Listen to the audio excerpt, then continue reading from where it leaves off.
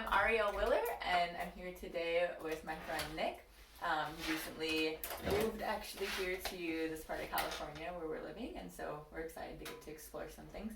I today will be specifically demonstrating the skills learned from the beginning of the text all the way through chapters 9-ish. Today I'll be focusing on reflecting skills and focus skills, and then I'll also be looking at stage 1 in Egan's text. So yeah, that's kind of where we're starting at today. So Nick, what's on your mind? All right, so I've been in like missions before, Okay. and at the mission when I'm living at the missions campuses, especially the first time around, I started going through a lot of spiritual warfare, and I really got delivered the first time around, but I still have I was still having nightmares, and they decreased in their however bad they were or whatever. Yeah. So they weren't as frequent, they weren't as bad, and it wasn't a really big deal, and I thought they'd just kind of go away eventually. And so fast forward to now when I'm back in missions, there was maybe a 4 or 5 year period between being in missions. Okay. And during that time, I had no problems with nightmares or anything. And now that I'm back, transitioning back from Kansas City, where I was living and working in the world, and I was still doing ministry, but it wasn't full-time ministry. It was more volunteer or whatever. And so now that I'm back in full-time missions, living on a missions campus, participating in the schools and whatnot, I'm having the same problem with a lot of nightmares. Okay. So yeah, that's kind of what I'm dealing with. Yeah. So it sounds like before, you said it was even 5 years ago, when you were in missions, you experienced something similar. Yeah. And so it was really intense, and I got delivered of I was tied up in some occult activity. Oh, okay. Not really knowingly, I was just involved with people who were deliberately doing that stuff. And I was just kind of turned a blind eye to it. And I didn't realize it, but I had some soul ties, I had stuff I had to renounce and get free from, and it really helped. And so it's not I'm afraid to go to sleep, which I was at first. I was literally afraid to go to bed at night. But it's just kind of annoying. Yeah. At this point, really. I'll pray, spend time in the Word, and I'll sleep fine. As soon as I have an argument with my wife or forget to pray or something comes up, I'll have these nightmares, and it's just kind of annoying. It's kind of bothering me or whatever. Yeah, annoying, definitely. Yeah. How would you describe your feelings? We just explore that for a second. Your feelings about these dreams and this situation. Well, the way I would feel is almost kind of rejection, almost God is allowing this to happen, and I don't really understand why. I've been in and out of jail growing up, and I'll dream that I'm in jail, and it's I'll think it's real, and I'll wake up and I'll be so relieved that it's not real.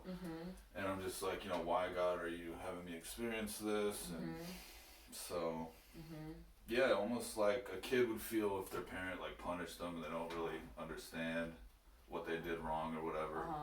That's kind of how it feels. Wow. Rejection specifically is what you're highlighting in that. Yeah.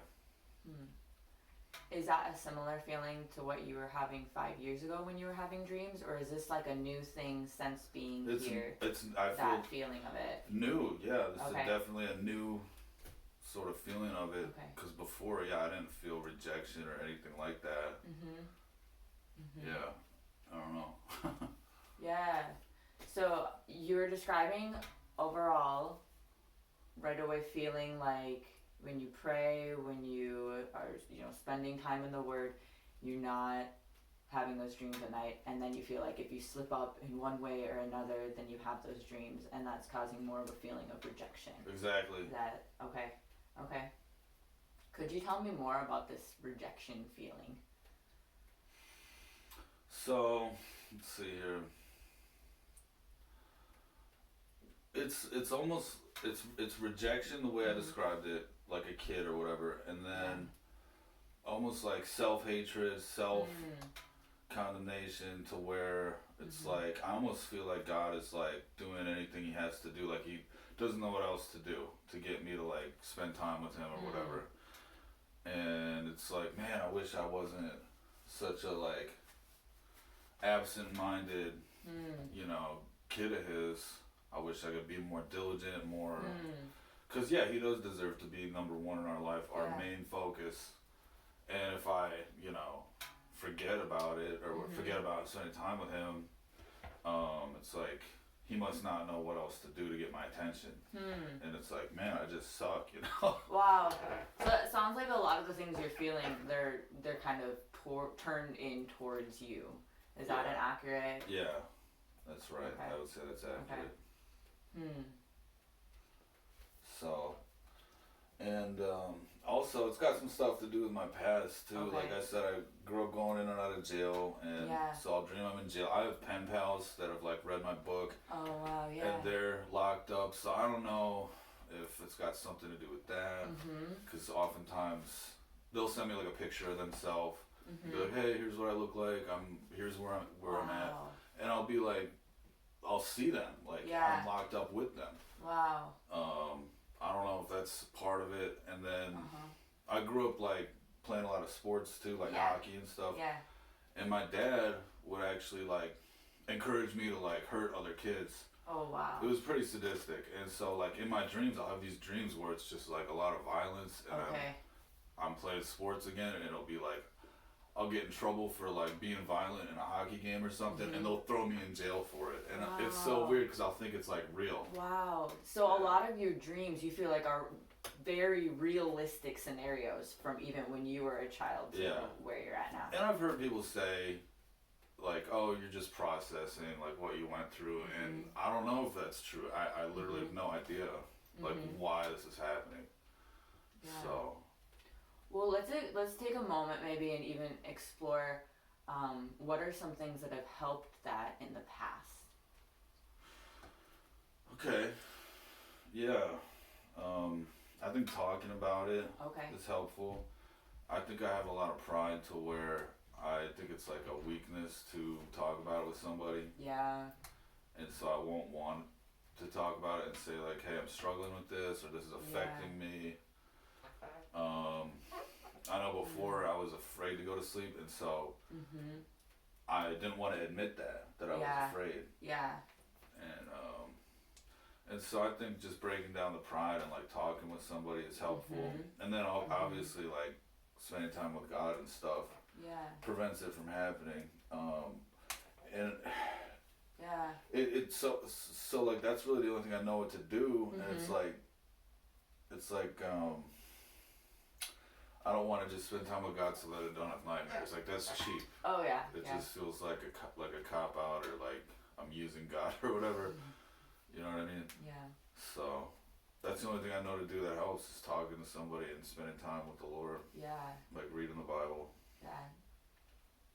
Do you feel like you have resources around you right now? I guess, yeah. I mean, there's people that care about me. And so that's the only thing I know is like the Bible and like talking to people who like will give me the time of day and actually care and like, you know, pray with me and stuff.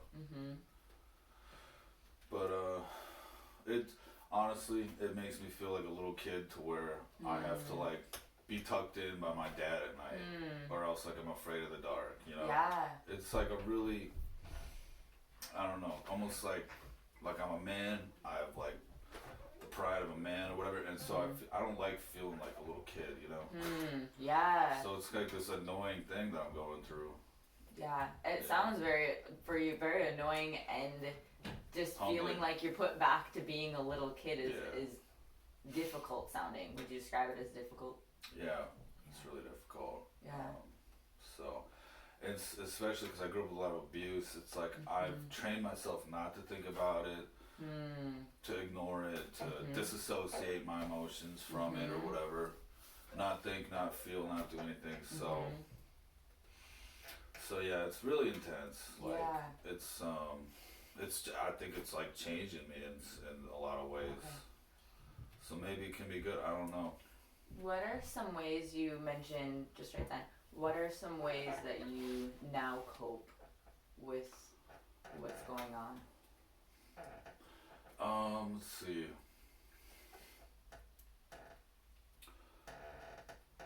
I don't know. I mean, I might like play video games on my phone or something, just to revert back to like whatever helps me to like kind of ignore it. Really, it's not healthy. I know that much.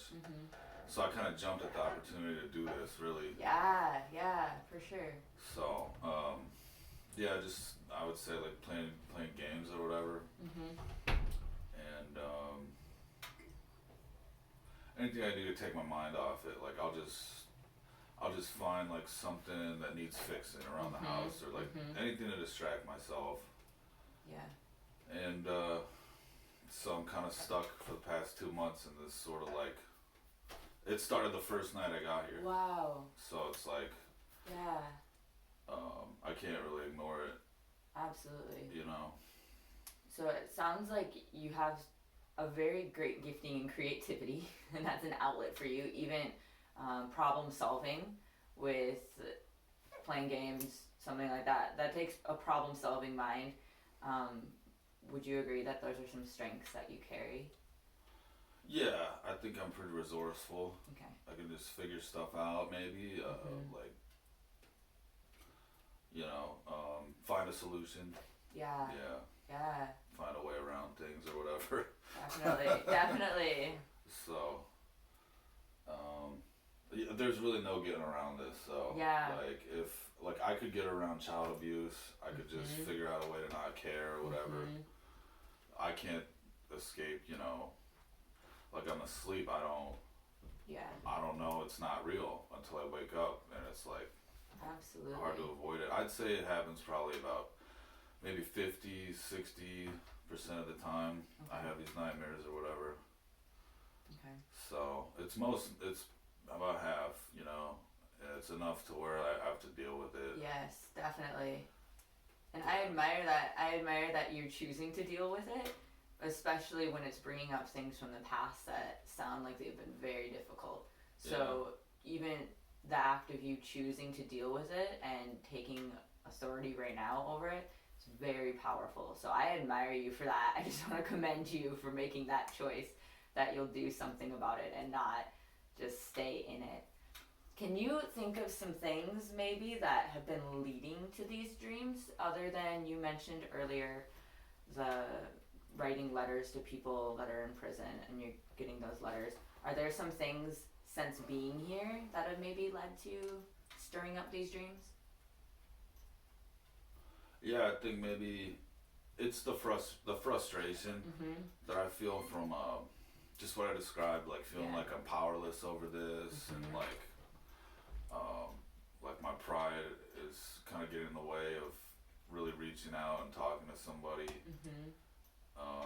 And so that frustration kind of leads me to want to have like an outlet.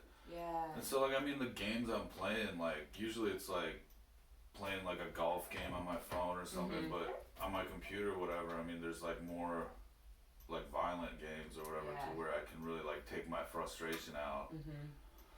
And I don't know if that's like feeding into this, but interesting. It might not be. It might be. I don't know. You know. So, cause you know, some like the violence in these dreams or whatever, it's not cool. And for me to go do something that's like, or like put my mind into something that's like violent or whatever, it's kind of like doesn't make a whole lot of sense. You know what I mean? So I don't know. Maybe that's kind of like perpetuating this cycle or something. But it was getting to the point where like frustrating me to the point where I was like, I'm gonna go set up my computer. I'm gonna play like PUBG or whatever.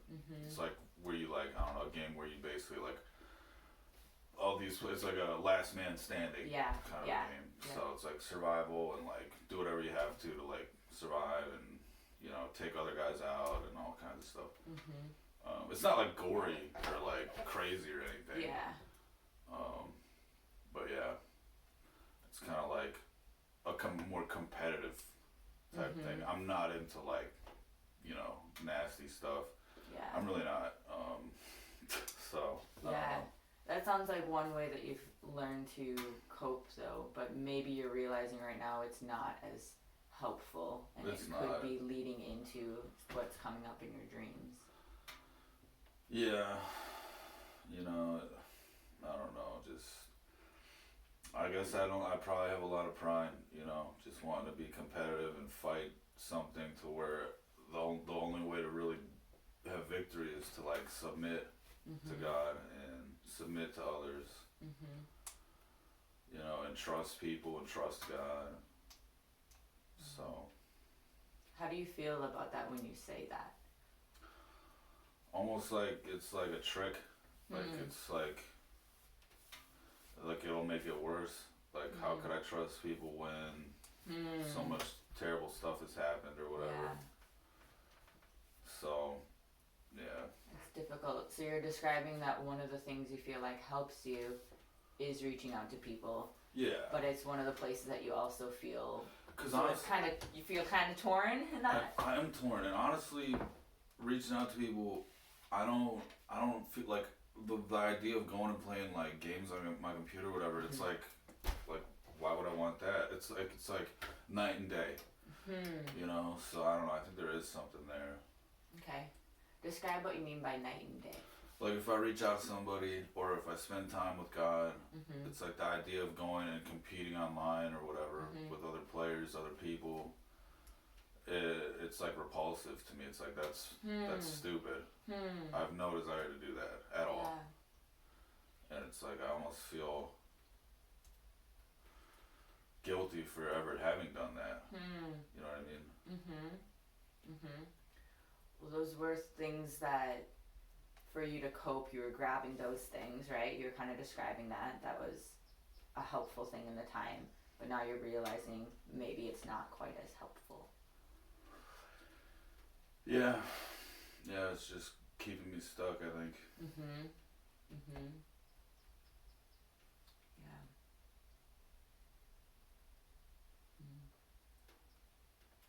Sorry, I can't really remember the question you asked me. That's good. We were talking about how you kind of have conflicting feelings about it.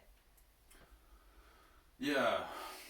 Honestly, it really ties in with like how I would feel when my dad would be like, alright, I want you to go out there, I want you to show him who's boss, I want you to like, don't worry about the score, I want them to remember facing you in this tournament for the rest of their life. They're never going to forget it. It's going to be the worst mistake they ever made, taking the ice against you.